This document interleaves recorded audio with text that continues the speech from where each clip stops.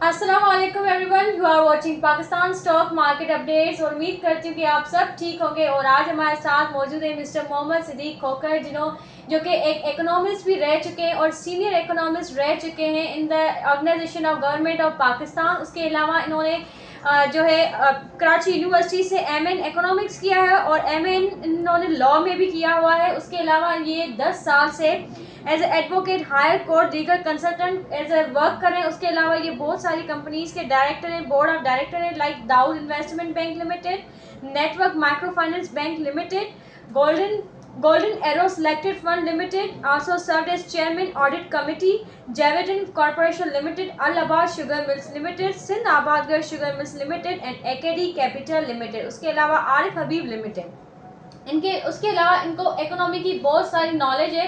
तो ये जो हमारी इकोनॉमी की जो कंडीशन ख़राब हो गई है उसके बारे में हम बहुत सारे सवाल करेंगे, डॉलर रेट के बारे में सवाल करेंगे और हमारे जो ये मुल्क हमारा जो IMF से कर्जा ले रही है उसके बारे में हम बहुत सारे क्वेश्चन करेंगे।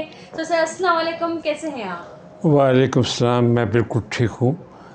थोड़ा सा जो आपने तारुफ फरमाया है मेरा, इसमें मैं तस्हीह कर दूँ वो ये है कि मैं डिफरेंट औकात में डिफरेंट कंपनीज़ में बोर्ड पे रहा हूँ। मसलन मैं नेटवर्क माइक्रो फाइनेंस बैंक में भी डायरेक्टर रहा और मेरे साथ बड़ा वाइब्रेंट बोर्ड था जिसमें कमाल अफसर साहब थे, असलम संजरानी साहब थे, वगैरह वगैरह। फिर दाऊद इन्वेस्टमेंट बैंक में मुझे NIT ने डाला, लेकिन अब नहीं हो, पहले में था, वहाँ पे उनके बोर्ड पे भी रहा। फिर जावेदन कॉर्पोरेशन के बोर्ड पे रहा, कुछ 9 साल तक रहा। आजकल मैं सिंध आबादगार शुगर मिल्स पे डायरेक्टर हूँ, इसी तरह से अल आबाद शुगर मिल्स में डायरेक्टर हूँ। इस तरह से एकेडी कैपिटल लिमिटेड थी, अब उसका नाम बदल चुका है और उसको तब्दील कर दिया गया था। मैं उसके बोर्ड पे भी हूँ, वगैरह वगैरह। और पिछले कोई 18 साल से मैं हाई कोर्ट में प्रैक्टिस कर रहा हूँ और सीनियर इकोनॉमिस्ट के तौर पे मैं गवर्नमेंट ऑफ पाकिस्तान में मैंने काम किया। Ministry of science and technology में मेरा आखिरी जॉब था। वहाँ से मैं क्लास 1 की हैसियत से रिटायरमेंट हुई थी मेरी। इसके बाद मैं फाइनेंस, बजटिंग, अकाउंट्स वगैरह में आ गया और पिछले कोई 35 साल से स्टॉक एक्सचेंज के मामलात में मेरी थोड़ी सी नो हाउ है मेरी। तो मैं ये थोड़ी सी अपनी आपकी तस्दीक भी कर दी है, अपने मुताबिक जो सच्ची बातें वो मैंने आपको बता दी है। फरमाइए आपका। Okay, now starting the interview. Sir, सबसे पहले मेरा सवाल ये है कि IMF जो पाकिस्तान को कर्जा दे रही है, वो कर्जा जो आ रहा है वो कहाँ यूटिलाइज करेगी पाकिस्तान? मैडम, ऐसा है कि मेरा अपना ज़ाती ख्याल ये है कि कर्ज़ ले करके तो कोई छोटा सा घर भी नहीं चलता, कोई छोटी दुकान भी नहीं चलती। तो बड़ी हैरत की बात है कि ये कर्ज़ ले करके मुल्क चला रहे हैं और न सिर्फ कर्ज़ ले के मुल्क चला रहे हैं बल्कि कर्ज़ का जो डेब्ट सर्विसिंग जो कहलाती है, सूद की रकम, उसको अदा करने के लिए भी मज़ीद कर्ज़ दिया जा रहा है। तो ये एक किस जुमला बनता है कि IMF loan for home and till how long, कब तक चलेगा और किसके लिए लिया जा रहा है। ये सवाल अगर करना शुरू कर दें हम तो जवाब खुद ब खुद सामने आ जाएगा कि चूँकि मैं इतना जानता हूँ कि ये कर्ज़ मेरी ज़ात पे खर्च नहीं हुआ, ना अवामुन नास पे खर्च हो रहा है, तो ये कर्ज़ की रकम कहाँ जा रही है और ये सिलसिला कब तक चलेगा, ये गौरतलब बात है। जी। उसके अलावा सर, मेरा डॉलर के रेट के बारे में सवाल है कि डॉलर का रेट आप देखेंगे कि तो कुछ दिनों से ये लगातार इंक्रीज़ होता जा रहा है। तो इसके पीछे क्या रीज़न है? क्या स्टेट बैंक ऑफ पाकिस्तान, जैसे कि आज अगर देखेंगे न्यूज़पेपर में आया था कि गवर्नमेंट जो है पाकिस्तान की और अफोर्ड नहीं कर सकती कि डॉलर का रेट इतना ज़्यादा इंक्रीज़ हो जाए। इससे तो मतलब हमारी जो कंपनीज़ हैं वो तो डिफ़ॉल्ट में चली जाएंगी। तो आपके क्या व्यूज़ है इस चीज़ के बारे में? इस पर फौरी तौर पर फाइनेंशियल इमरजेंसी का इतलाक़ ज़रूरी है, बल्कि it has become now inevitable. तो ये अभी तक क्यों नहीं हुआ? ये तो 2 दिन नहीं, से ये गवर्नमेंट टोटल ऑफ पाकिस्तान इस अभी तक वक्त सो रही है। बिल्कुल मैं माज़रत चाहता हूँ कि बात आपकी कट रही है। ये सारे के सारा एक इक्विलिब्रियम बेस्ड मामला चल रहा है डिमांड एंड सप्लाई पे। डॉलर की डिमांड ज़्यादा है, सप्लाई कम है, और लोगों ने अब उसको बिज़नेस बना लिया है। अब जो गवर्नमेंट के जो कर्ता धर्ता लोग जो हैं उनको immediately state bank of Pakistan की बिल्डिंग में बैठ जाना होगा और जा कर के उसे फौरी तौर पे कुछ चेक एंड बैलेंस करना होगा कि ये कौन ख़रीद रहा है और ये कौन कौन लोग बेच रहे हैं। इस पे इमरजेंसी नाफिज होनी चाहिए इमीडिएटली। दूसरी बात ये है कि IMF की प्री कंडीशनलिटीज़ जो है वो बहुत ज़्यादा हो गई हैं। इनको किसी न किसी स्टेज पे हमें नो कहना पड़ेगा, यकीनन नो कहना पड़ेगा। मैं ज़्यादा लंबी बात नहीं करूँगा, सिर्फ 2 मिसालें मैं आपको दूंगा कि बांग्लादेश हमारा हिस्सा था, बशर्ते पाकिस्तान था, बाद में बांग्लादेश बन चुका। आज जब ये बना था तो उस वक्त पाकिस्तान का 1 रुपया और बांग्लादेश के 3 टके आते थे जो एक रुपये के बराबर होते थे। आज उनका टका हमसे मजबूत है। क्या वजह है?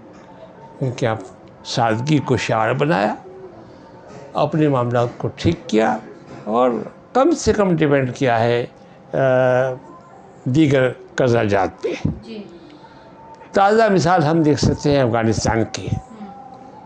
वो जो आजकल की जो तालिबान की जो गवर्नमेंट बनी है वो सिर्फ मौलवी नहीं है बल्कि पढ़े लिखे मौलवी हैं, और सब के सब कोई हार्वर्ड से पढ़ा हुआ है, कोई आपके कैलिफोर्निया से पढ़ के आया है, कोई ह्यूस्टन से पढ़ के आया है। पढ़े लिखे लोग हैं, वो समझते हैं। जब उनसे कहा गया, अगर देखिए पढ़े लिखे लोग हैं फिर भी वहाँ की जो आवाम है उनसे तंग है, तो ऐसे क्या पॉलिटिक्स? बिल्कुल बिल्कुल उनकी आवाम इसलिए वहाँ की तंग है कि हर जगह अच्छे बुरे लोग होते हैं। वो टोटली बिलीव करते हैं ऑनेस्टी में, तो डिसऑनेस्ट आदमी वहाँ कभी नहीं रहेगा, रहना पसंद नहीं करेगा। तो वो जो लोग जो 2 नंबर का काम करते थे वो समझते थे कि हम यहाँ नहीं रह पाएंगे, लिहाजा वो कूच कर चले। तमाम दुनिया ने इनको कोशिश की, हमने भी कोशिश की कि हम आपकी मदद करें। इन्होंने नो कहा, सॉरी नो। अमेरिका को नो कह दिया, रशिया को नो कह दिया, चाइना को नो कह दिया कि नो, हम अपने मामलात को खुद मैनेज कर लेंगे। अब उनकी सादगी का ये आलम है कि उनका चीफ जस्टिस ऑफ अफ़गानिस्तान जो है वो ज़मीन पे बैठ कर के खाना खाता है और पानी से रोटी खाता है। जब तक कि उस लेवल की सादगी हमारे मुल्क में नहीं आएगी, हम मकरूस दर मकरूस होते रहेंगे। सर उसके अलावा अभी जो IMF का लोन कह रहे हैं कि ये 3rd क्वार्टर जो है, ठीक है, उसमें आ जाएगा IMF का लोन, तो उसके बाद जो है आप क्या मतलब पॉजिटिविटी देखते हैं कंट्री में? क्या इसमें कितनी सच्चाई है कि जो न्यूज़ में आ रहा है कि उसके बाद हमारे जो रिजर्व्स हैं वो सही हो जाएंगे, मतलब ये जो रिजर्व्स पे प्रेशर है वो ख़त्म हो जाएगा, स्टेबिलिटी आएगी, तो इस चीज़ में कितनी सच्चाई है? इसमें कोई सच्चाई नहीं है, ये सारी की सारी हेरा फेरी है, गेम है। एक मैं जुमला कहूँगा, एक मिसरा पढ़ूँगा, है कवाकिब कुछ नज़र आते हैं कुछ, देते हैं बाजीगर धोखा खुला। मैं ये बता दूँ कि हमारे वसाइल बेतहाशा हैं। एक ज़माने में इसी हिस्से को, जिस हिस्से में हम बैठे हैं, इसको लोग सोने की चिड़िया कहते थे और यहाँ काम करने के लिए लोग आते थे, बरतानिया से, स्वीडन से, इटली से, नाइजीरिया से, चिली से, बोलीविया से, इस खित्ते में आते थे। आज हम वहाँ जाते हैं, क्या वजह आ गया? कोई तो वजह होगी ना।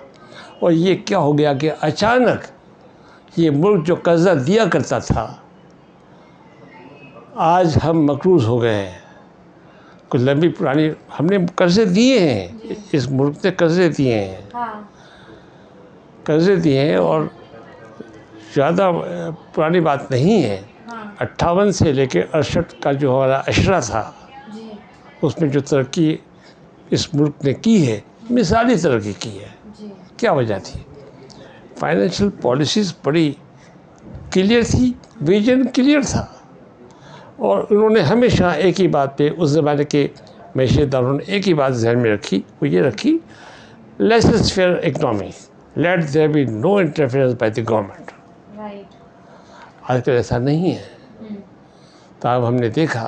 सर वैसे जैसे इमरान खान की हुकूमत थी, बहुत सारे लोग उसको सपोर्ट भी कर रहे थे, तो उस टाइम आपको क्या लगता है कि इमरान खान ने क्या पॉजिटिव चेंजेस की थी?